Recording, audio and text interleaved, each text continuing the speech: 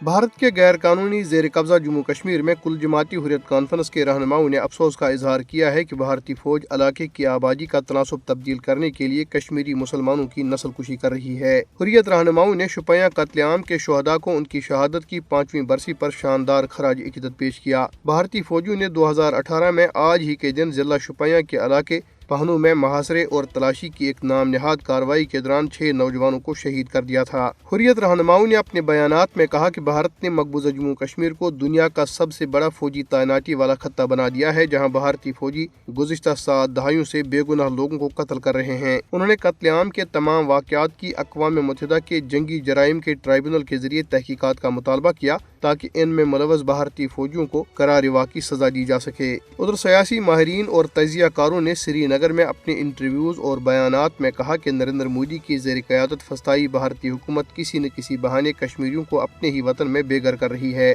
انہوں نے کہا کہ بھارتی حکام کشمیریوں کو تحریک آزادی سے وابستگی کی سزا دینے کے لیے ان کی جائیدادیں ضبط کر رہے ہیں۔ یہ بات قابل ذکر ہے کہ قابض حکام نے گزشتہ چند دنوں میں سری نگر اور سوپور میں 2 کشمیریوں کے آبائی مکانات اور ڈوڈا، کشتواڑ اور راجوری اور پونچھ اضلاع میں 168 دیگر جائیدادیں ضبط کر لی۔ پیپلز ڈیموکریٹک پارٹی کی سربراہ محبوبہ مفتی نے ایک ٹویٹ میں کہا ہے کہ نریندر مودی کی قیادت میں بی جے پی کی بھارتی حکومت ملک میں انتخابات میں زیادہ سے زیادہ ووٹ حاصل کرنے کے لیے مقبوضہ جموں کشمیر میں حالات کو مسلسل خراب رکھنا چاہتی ہے۔ انہوں نے کہا کہ عسکریت پسندی کے خلاف کارروائیوں کے نام پر سرکاری ملازمین کو جبری طور پر برطرف کر دیا جاتا ہے اور مناسب قانونی مدد حاصل کرنے کا موقع دیے بغیر لوگوں کے گھر ضبط کر دیے جاتے ہیں۔ انہوں نے کہا کہ یہ بے گناہ خاندانوں کے لیے اجتماعی سزا ہے اور ان کی زندگیوں کو تباہ کر دیا جاتا ہے۔ بھارتی فوجیوں نے جموں خطے میں ضلع سانبا کے کئی دیہاتوں میں بڑے پیمانے پر محاصرے اور تلاشی کی کارروائی شروع کی ہے۔ کل جماعتی حریت کانفرنس کی آزاد جموں کشمیر شاخ کے سینئر رہنما محمد فاروق رحمانی نے افسوس کا اظہار کیا ہے